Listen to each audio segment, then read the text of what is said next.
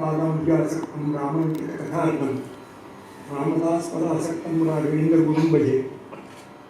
मूकोऽपि यत्प्रसादेन मुकुन्दसेनायते राजराजायते वित्तो राघवेन्द्रं नमाश्रये। ಆತ್ಮೀಯ ಗುರುಭಕ್ತ ಬಂಧುಗಳೇ, ನಿಜವಾಗಲೂ ಇವತ್ತು ಈ ಸಂಜೆ ತುಂಬ ಸಂತೋಷ ಕೊಡುತ್ತೆ. ಮೊದಲನೇದಾಗಿ ನಮ್ಮಂಥ ಭಕ್ತರ ಸಂಘ ಜೀವನದೊಳಗಿನ ಒಂದು ಸಾರ್ಥಕತೆ.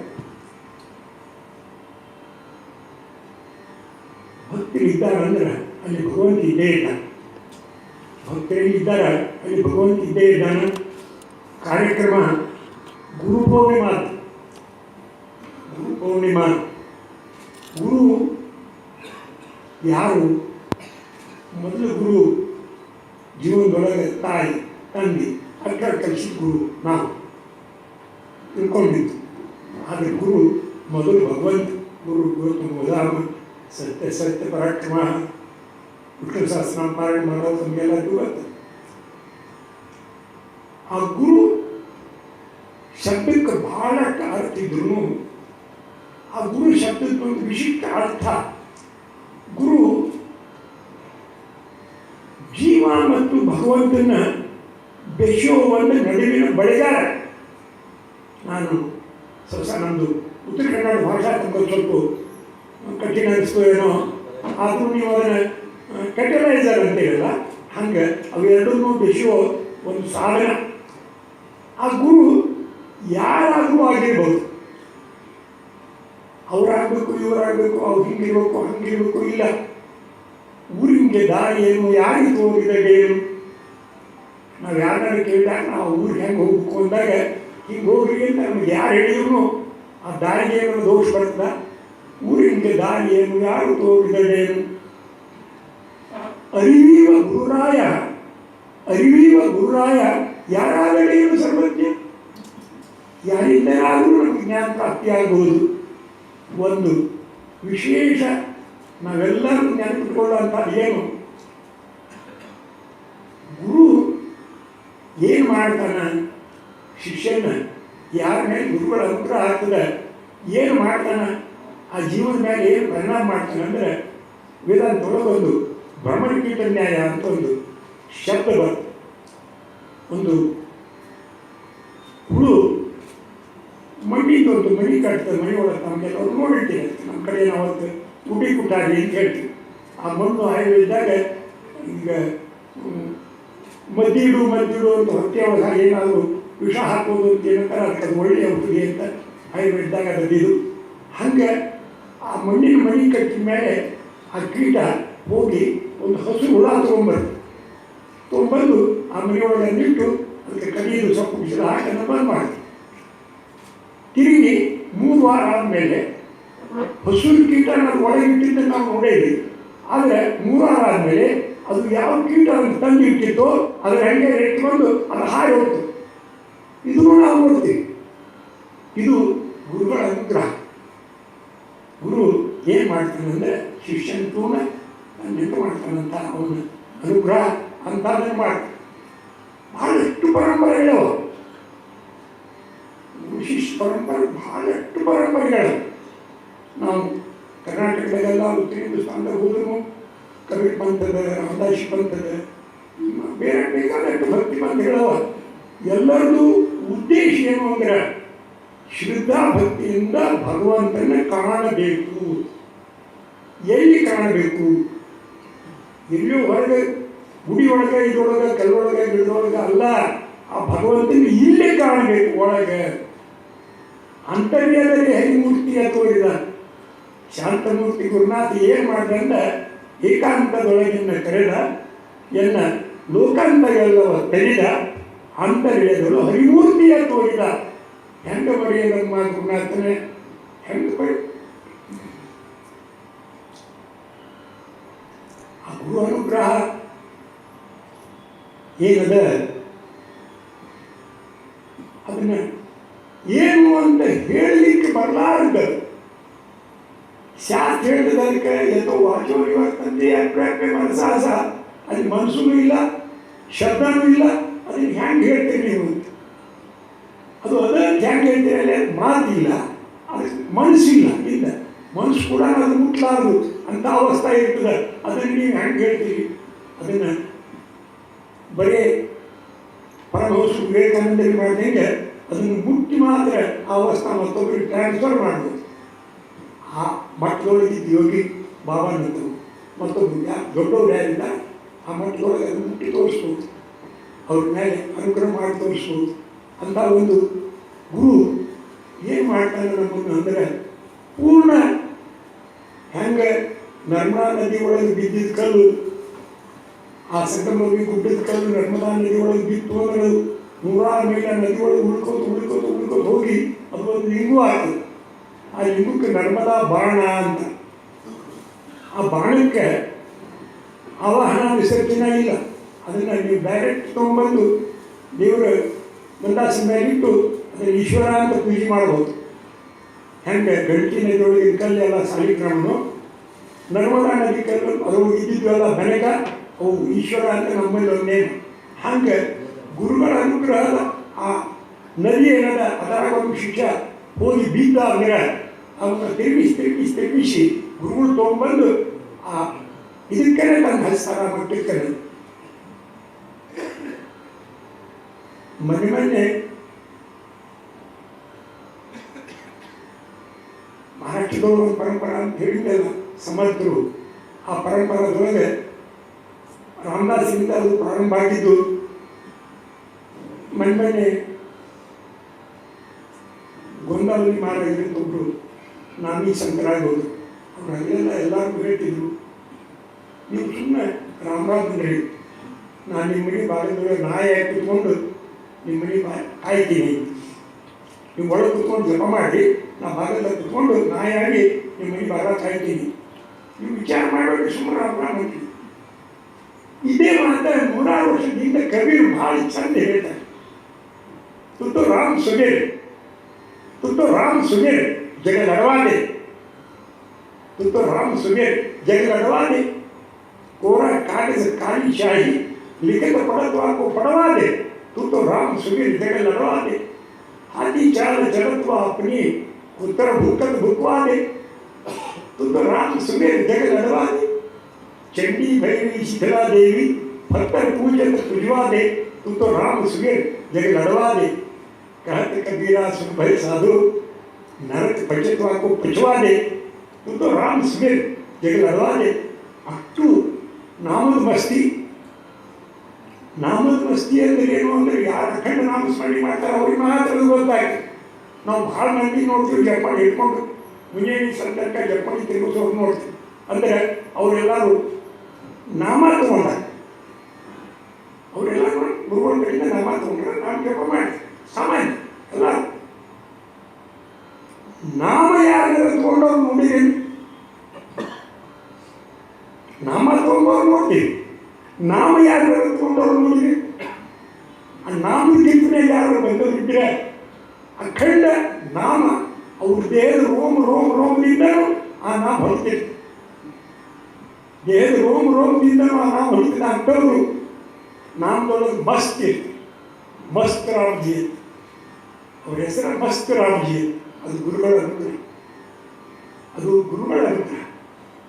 ಹಾಗೆ ಬಾಬಾ ವಿಷಯಕ್ಕಾಗಲಿ ರಾಯರ ವಿಷಯಕ್ಕಾಗಲಿ ಯಾರೇ ಗುರುಗಳೇ, ಯಾರಿಗೆ ನಾವು ಗುರುಗಳು ಅಂತ ತಿಳ್ಕೊಂಡೇವಿ, ಯಾರು ಸಮಾಜನ ಉದ್ಧಾರ ಮಾಡಲಿಕ್ಕೆ ಅಂತ ಹೇಳಿ ಭಗವಂತನ ಆಜ್ಞೆಯಿಂದ ಬಂದಾರ,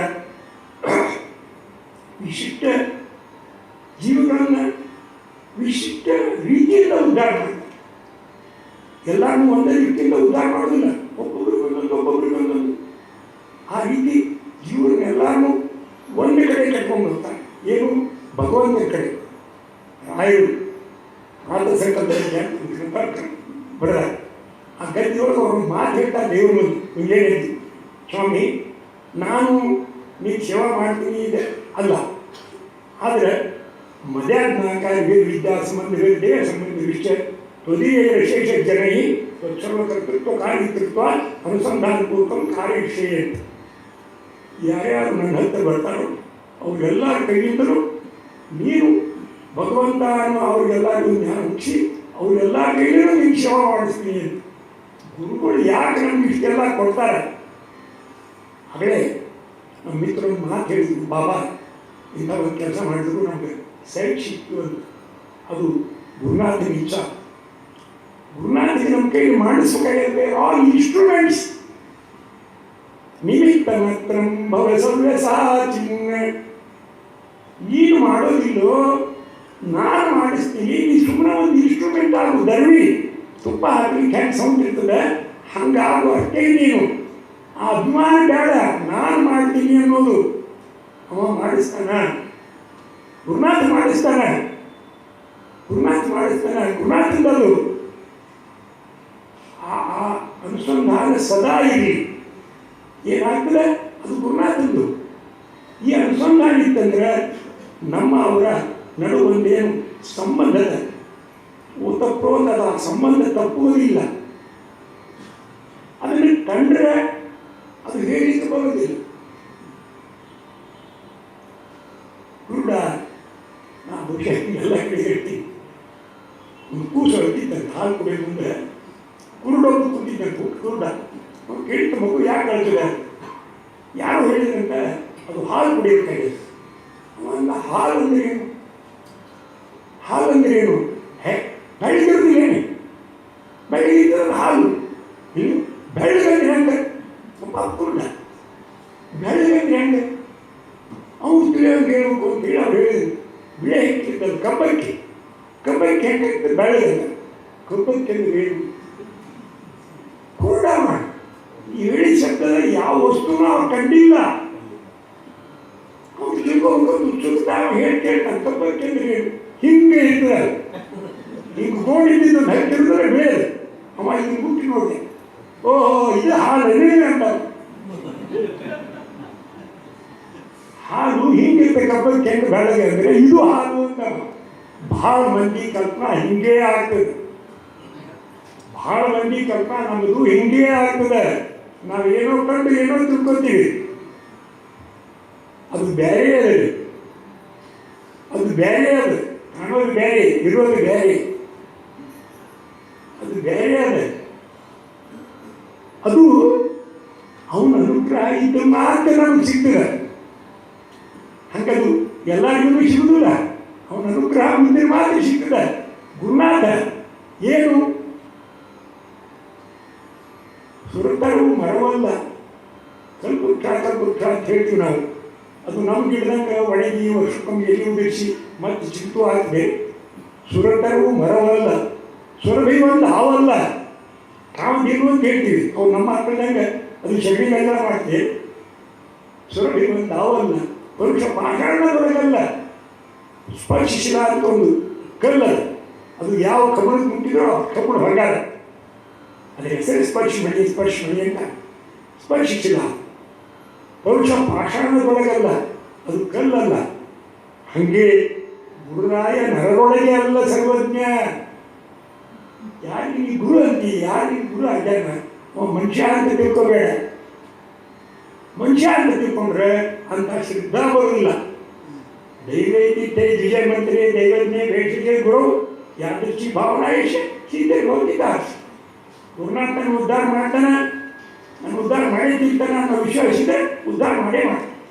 ಆ ಭಾವನಾ ಬರಬೇಕು, ವಿಶೇಷ ವಿಶ್ವಾಸ ಬರಬೇಕು.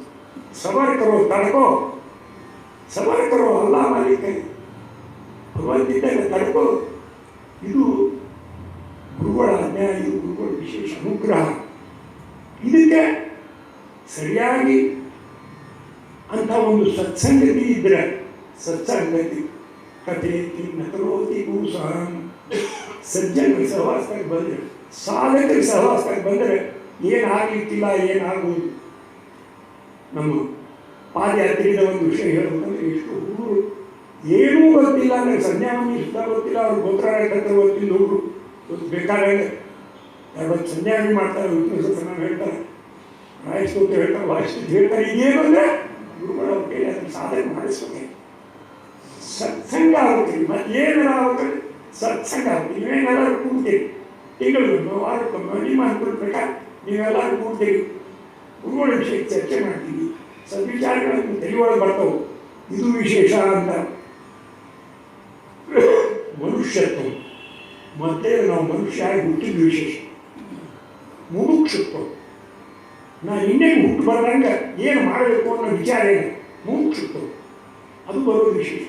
ಮನುಷ್ಯತ್ವ, ಮುಮುಕ್ಷುತ್ವ, ಇವೆರಡಕ್ಕೆ ಆಗುವುದಿಲ್ಲ, ಇವೆರಡಕ್ಕೆ ಮುಗಿದಿಲ್ಲ.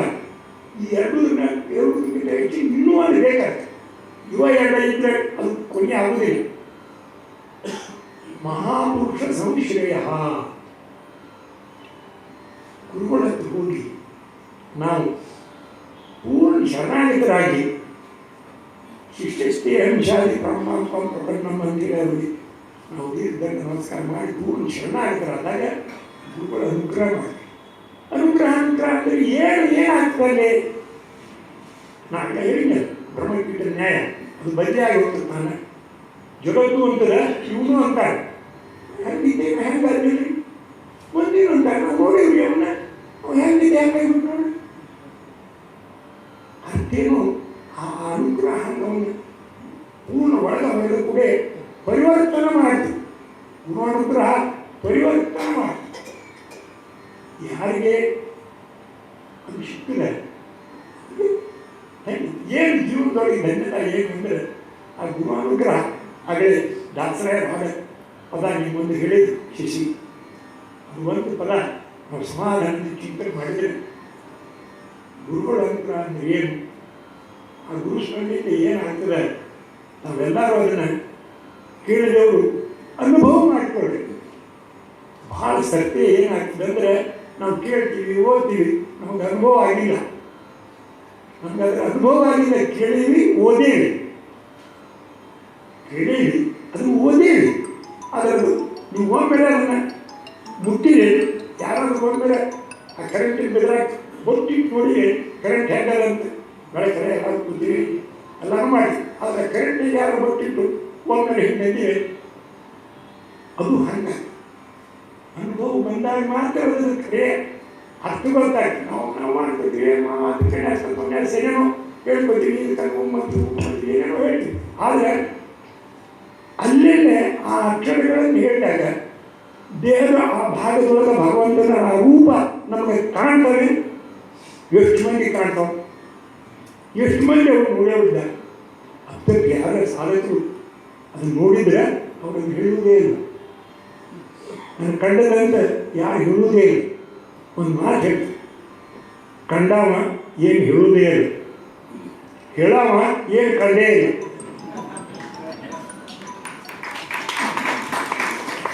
ಯಾವ ಕಂಡಾನ ಅವನು ಹೇಳುವುದಿಲ್ಲ, ಯಾವ ಹೇಳ್ತಾನ ಅವನು ಇನ್ನೂ ಕಂಡೇ ಇಲ್ಲ.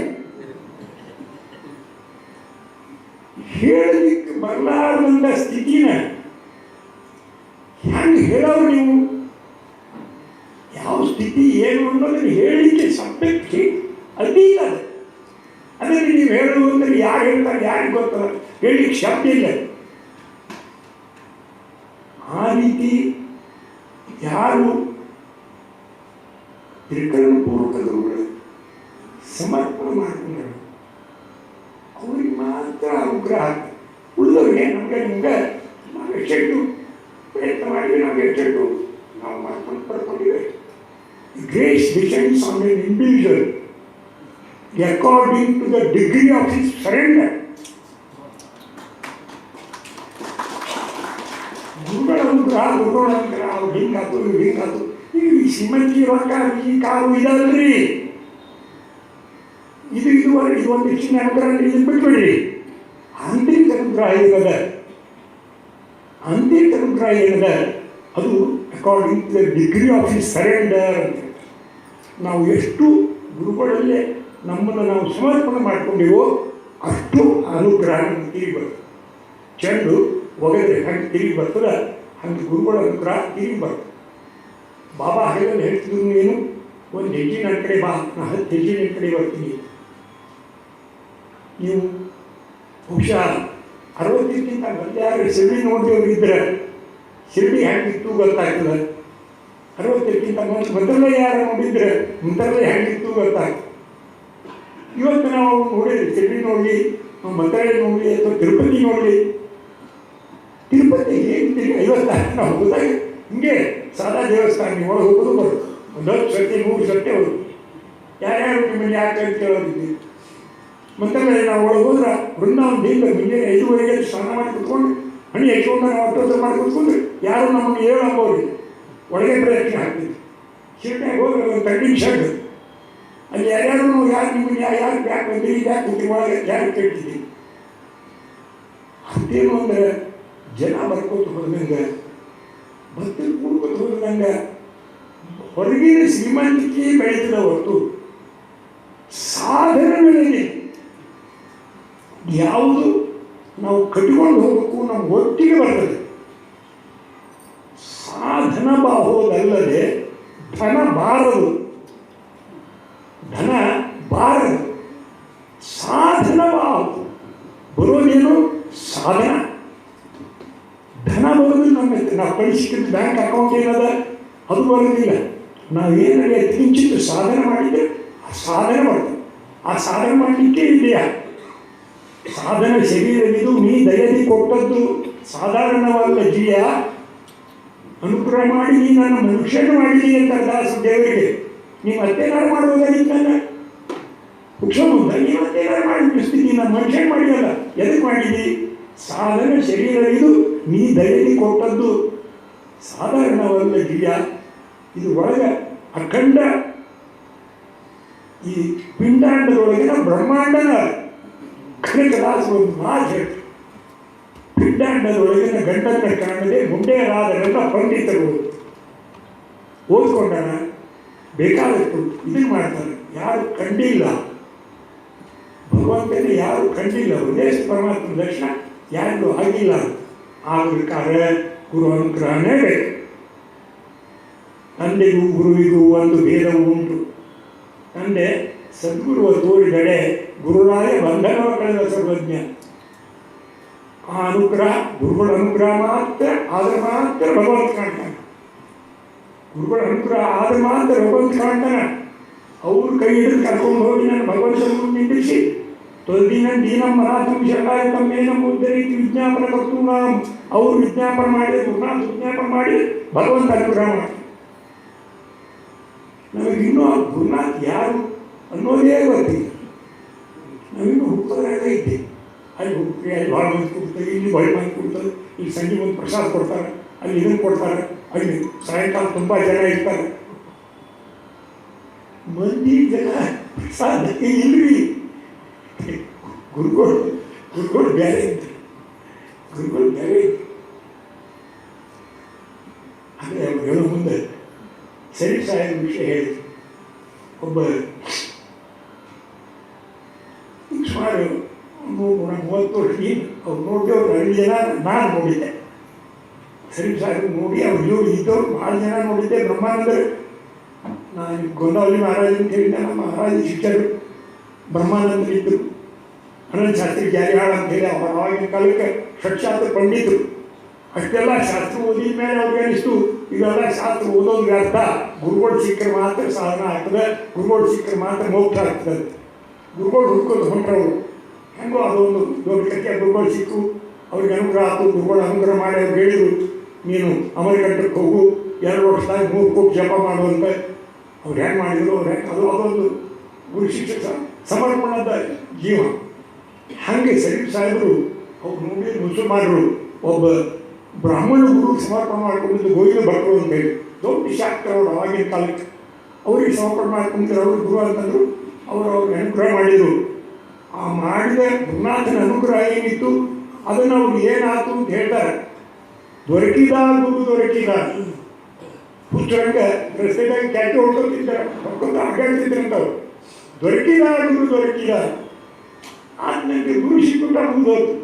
ಎಷ್ಟು ಚಂದದ ನೋಡಿ, ಎಷ್ಟು ಚಂದದ ಮಾಡೋದೆಲ್ಲ ಎದಕ್ಕೆ ಧ್ಯಾನ ಮತ್ತು ಮಾಡೋದೆಲ್ಲ ಎದಕ್ಕೆ ಈ ಜೀವ ಉದ್ಧಾರ ಮಾಡುವಂಥ ಒಬ್ಬ ಗುರು ಬೇಕು ಅಂತ. ಗುರು ಸಿಗೋ ತನಕ ಪ್ರಯತ್ನ, ಸಾಧನೆ ಎಲ್ಲ ಇಲ್ಲಿ ತನಕ ಅಲ್ಲ, ಗುರು ಸಿಗೋ ತನಕ. ಒಮ್ಮೆ ನನಗೆ ಗುರು ಸಿಕ್ಕ ನಂದೇನಿಲ್ಲ, ಎಲ್ಲ ಒಂದೇ. ಗುರು ಸಿಗೋ ತನಕ ನಾನು ಏನೇನೋ ಮಾಡ್ತೀನಿ. ನನಗೆ ತಿಳಿದಿದ್ದು ಏನೇನೋ ಮಾಡ್ತೀನಿ. ಒಮ್ಮೆ ನನ್ನ ಗುರು ಸಿಕ್ಕ, ನನ್ನ ಗುರುನ ಅನುಗ್ರಹ ಆಯಿತು. ಅಲ್ಲಿ ನಂದು ಅನ್ನೋದೇನಿಲ್ಲ, ನಂದು ಅನ್ನೋದೇನಿಲ್ಲ, ಪೂರ್ಣ ಅವನೇ ಅಲ್ಲ, ಅವನೇ ಅಲ್ಲ. ಉಪ್ಪಿನ ಗೊಂಬಿ ಎಲ್ಲರೂ ಇಂಜಿನಿಯರ್ ಕೂಡಿ ಸಮುದ್ರ ಅಳಿತಿದ್ದರು, ಎಷ್ಟು ಊಟದ ಉಪ್ಪಿನದೊಂದು ಗೊಂಬೆನೂ ಹೇಳ್ತಂತೆ, ನಾನು ಹೋಗಿ ನೋಡ್ತೀನಿ ಅದು ಎಷ್ಟದ ಅಂತೇಳಿ. ಅದು ಹಿಂಗೆ ಹೋಗಿ ಆ ಸಮುದ್ರದ ಕಾಲ ಕೂಡಲೇ ಪೂರ್ಣ ಕಡೆಗೆ ಹೋಗ್ಬಿಡ್ತಿತ್ತು, ಅದರ ಅಸ್ತಿತ್ವನೇ ಇಲ್ಲ. ಹಂಗೆ ಗುರುದೃಷ್ಟಿ ಬಿದ್ದರೆ, ಗುರು ಅನುಗ್ರಹ ಆದರೆ ಈ ಒಳಗಿಂದ ನಾನು ಅಂಬೋದೇನು ಅಹಮ್ಮದಲ್ಲ, ಇದು ಪೂರ್ಣ ಡಿಸ್ಟರ್ಬ್ ಆಗಿ ಹೋಗ್ತಾರೆ, ಸ್ಪಂದನೇ ಇಲ್ಲ. ಅಂಥ ಗುರುಗಳ ಅನುಗ್ರಹ ಸಾಯಿಬಾಬಾಗಿ ನೀವು ಇವತ್ತಿಗೆ ಶಿರ್ಡಿಗೆ ಹೋದ್ರು ಯಾರು ನೀವು ನೋಡಿದ್ರು. ಅವ್ರು ಎಂದ ಮೊದಲ ಶಿರ್ಡಿಗೆ ಬಂದರು, ಅಲ್ಲೊಂದು ಮಲ್ಲಾರಿ ಗುಡಿಯೇ, ಇಲ್ಲೊಂದು ಮಲ್ಲಾರಿ ಅವರು ಖಂಡೋಬ ಅಂತ, ಖಂಡೋಬ ದೇವಸ್ಥಾನ ಅದ. ಆ ಗುಡಿ ಹತ್ರ ಬೇರೆ ಗಿಡ, ಆ ಬೇರೆ ಗಿಡದ ಯಾವ ಗಿಡದ ನೆಳ್ಳಾಗ, ಯಾವ ಹರಿ ನೆಳ್ಳಾಗ ಅವ್ರು ಕೂತಿದ್ರು, ಆ ಹರಿ ಋಷಿ ಅದ ಅಂತ ಹೇಳ್ತಾರೆ. ಬೇವಿನ ಎಲ್ಲಿ ಶೀ ಹಾಕ್ತದ, ಯಾಕಂದ್ರೆ ಅವ್ರಿಗೆ ನೆಳ್ಳು ಮಾಡಿದ್ದಾನೆ, ಅವ್ರಿಗೆ ನೆಳ್ಳು ಮಾಡಿತ್ತು. ಹಂಗೆ ಗುರುಗಳ ಶಕ್ತಿ, ಗುರುಗಳು ಏನು ಮಾಡ್ಬೋದು, ಅವ್ರು ಯಾರು ಏನು ಮಾಡ್ತಾರೆ. ನೀನು ಹೇಳಿದರೆ ಕೊರಡು ದಯ್ಯ ಮುರುಡ ಬದನಾನ ಕುರುಡನಿಗೆ ಕಣ್ಬಾವು, ಏನಾಗ್ಬೋದು ಏನಾಗಿರ್ತೀರಿ ಗುರುಗಳ ಅನುಗ್ರಹ ಆದರೆ. ಹಿಂಗ್ಯಾಕಾತು, ಎಷ್ಟು ಸತ್ಯ. ವೈದ್ಯಕೀಯ ಶಾಸ್ತ್ರಕ್ಕೆ ವಿಸ್ಮಯ ಆಗುವಂಥ ಘಟನೆ ನಡೀತಾ, ಯಾವುದಿದು ಆಗುವುದಿಲ್ಲ ಅಂತ ಹೇಳ್ತದೆ ವೈದ್ಯಕೀಯ ಶಾಸ್ತ್ರ, ಅದನ್ನು ಗುರುಗಳು ಸರಳ ಮಾಡಿ ತೋರಿಸಿದ್ರು. ನಾವೆಷ್ಟೋ ಈ 60 ವರ್ಷದೊಳಗೆ ಎಷ್ಟೋ ಪೇಷಂಟ್ ನಾನು ನೋಡ್ತೀನಿ, ಮಂತ್ರವೇದ ನೋಡ್ತೀನಿ, ನನ್ನ ಜೀವನದೊಳಗೆ ನನ್ನ ರೋಗಿನಿ ಅದೇನು ಅದು ಅವ್ರಿಗೆ ಬೇಕಾಗಿದ್ದು, ಅದು ಕೂಡ ಅದರಲ್ಲಿ ವೈಯಕ್ತಿಕ ಏನೇ ಇಲ್ಲ. ಹಂಗೆ ಅದು ಏನು, ಅದು ಗುರುನಾಥನ ಅನುಗ್ರಹ. ಗುರುನಾಥನ ಅನುಗ್ರಹ. ಮಹಾರಾಜ ಕಾಶಿ ಒಳಗೆ ಅವ್ರ ತಾಯಿನ ಕರ್ಕೊಂಡು ಹೋಗಿದ್ರಂತೆ, ಒಂದು ಜಂಕಾನೆ ಹರಿಸಿದ್ರು ಮಣಿಕರ್ಣಿಗೆ ಹಾಕಿದ ಮೇಲೆ ಅದು ಗುರುನಾಥ ಆವಾಗಿನ ಕಾಲಕ್ಕೆ ರಾಣಿ ರೂಪಾಯಿ, ಒಂದು ಬೆಳ್ಳಿ ರೂಪಾಯಿ ಇಟ್ಟು ಊರಾಗೆಲ್ಲ ಹೋಗಿ ಭಿಕ್ಷಾದವ್ರು ಹೇಳಿದ್ರು, ಅಲ್ಲಿ ಮಣಿಕರ್ಣಿಗೆ ಹಾಕಿ ಹೋಗ್ರಿ, ಅಲ್ಲೊಂದು ಅಜ್ಜದ ಅಕ್ಕಿ ನಿಮ್ಗೆ ದಕ್ಷಿಣೆ ಕೊಡ್ತಾಳೆ ಎಲ್ಲ ಭಿಕ್ಷಾದವ್ರಿಗೆ. ಕಾಶಿ ತುಂಬ ಇದ್ದಿದ್ದು 1000 ಗಂಟೆ ಭಿಕ್ಷಾದವ್ರು ಬಂದರು. ಈ ಮುಗಿತು ಮುಂಜಾನೆ ಕೊಡ್ಲಿಕ್ಕೆ ಶುರು ಮಾಡಿದ್ರು, ಅದು ಅವ್ರು ಇಟ್ಟಿದ್ದು ₹1. ಸಂಜೆ ತನಕ ಕೊಟ್ಟರು ಹಾಗೆ ರೂಪಾಯಿ ಇದ್ದೇ ಇದ್ದು. ಸಂಜೆ ಮುಂದೆ ಕೇಳಿದಂತ ಅಯ್ಯ ನೀ ಸಾಕು ಕೊಡ್ತೀವಿ, ಗಡು ಕೈ ಮೇಲೆ ಕತ್ತು ಕೊಟ್ಟು ಕೈ ಮೇಲೆ ಕತ್ತು. ಅದು ಗುರುಗಳ ಅನುಗ್ರಹ, ಅದು ಗುರುಗಳ ಅನುಗ್ರಹ. ಅವರಿಗೆ ಕರ್ತವ್ಯ ಶಕ್ತಿ ಇರ್ತದೆ. ಏನು ಮಾಡ್ತಾರೆ, ಹೆಂಗೆ ಮಾಡ್ತಾರೆ ಕೇಳಬೇಡ, ಹೆಂಗೆ ಆಗ್ತದೆ ಕೇಳಬೇಡ. ಗುಣದಿಂದ ನಾನು ಮಾಡಿಸ ಹೆಂಗೆ ಮಾಡ್ತಾರೆ ಕೇಳಬೇಡ, ನಾವು ಗೊತ್ತಾಗಲ್ಲ. ಆ ರೀತಿ ಗುರುಗಳು ಆರಾಧನೆ ಮಾಡಲಿಕ್ಕೆ ವಿಶೇಷ ವರ್ಷದೊಳಗೆ ಒಂದು ಪೌರ್ಣಿಮಾ, ಒಂದು ಹುಣ್ಣಿಮೆ ದಿನ ನಮಗೆ ಹಿರಿಯರು ಒಂದು ಪದ್ಧತಿ ಹಾಕಿಕೊಡ್ತಾರೆ. ಮುಂದಿನ ಚಾತುರ್ಮಾಸ ಶುರು ಆಗ್ತದೆ, ಚಾತುರ್ಮಾಸ ಒಳಗೆ ಬಹಳಷ್ಟು ಉತ್ತನೆಗಳೆಲ್ಲ ಬರ್ತಾವೆ. ಅವಕ್ಕೆಲ್ಲಕ್ಕೂ ಮೂಲ ಮಾತು ಗುರುಗಳ ಅನುಗ್ರಹ ಆಗಬೇಕು ನಿಮಗೆ ಅಂತ ಗುರು ಪೂರ್ಣಿಮಾ ನಾವು ಆಚರಣೆ ಮಾಡಿ. ಈ ರೀತಿ ಎಷ್ಟು ಪರಂಪರೆಗಳಿದ್ರೂ ಅವು ಎಲ್ಲರೂ ನಮ್ಮನ್ನು ಭಗವಂತನ ಕಡೆಯೇ ಕರ್ಕೊಂಡು ಹೋಗುವಂಥ ಪರಂಪರೆ ಹೊರತು ಎಲ್ಲೂ ಭೇದ ಇಲ್ಲ. ನಾವು ತಿಳ್ಕೊಂಡೇವೆ, ನಾವು ಮಾಡಿಕೊಟ್ಟಿವಿ ಏನೇನೋ ಭೇದ. ಆದರೆ ನಾವು ಕಾಯಿರಂಥ ಗುರುಗಳ ಮುಂದೆ ನಾವು ಹೋಗಿ ನಿಂತಾಗ ನಾ ಯಾರ ಮಗ, ಯಾರ ಮೊಮ್ಮಗ, ಈ ದೇಹ ಎಂಥದ್ದು ಇದು ಕಾಣಲಿಲ್ಲ. ಒಳಗಿನ ಆತ್ಮ ಏನದ ಅವ್ರಿಗೆ ಅದಕ್ಕೆ ಕಾಣ್ತದೆ, ಅದಕ್ಕೆ ಅನುಗ್ರಹ ಮಾಡ್ತಾರೆ. ಆ ಒಳಗಿನ ಆತ್ಮಕ್ಕೆ ಅನುಗ್ರಹ ಮಾಡೋದು ಗುರುನಾಥನ ವಿಶೇಷ. ಆ ರೀತಿ ಗುರುಪೂರ್ಣಿಮಾ ಆಚರಣೆ ಪ್ರತಿ ವರ್ಷ ಮಾಡೋದು ವಿಶೇಷ ಒಂದು ಸಾಧನ. ನನ್ನಂಥ ಒಬ್ಬ ಹಳ್ಳಿ ಒಳಗೆ ಇದ್ದಿದ್ದು ವೈದ್ಯ ಎಲ್ಲಿ ತನಕ ಕರ್ಕೊಂಡು ಬಂದು ತಾವೆಲ್ಲರೂ ಕೂಡಿ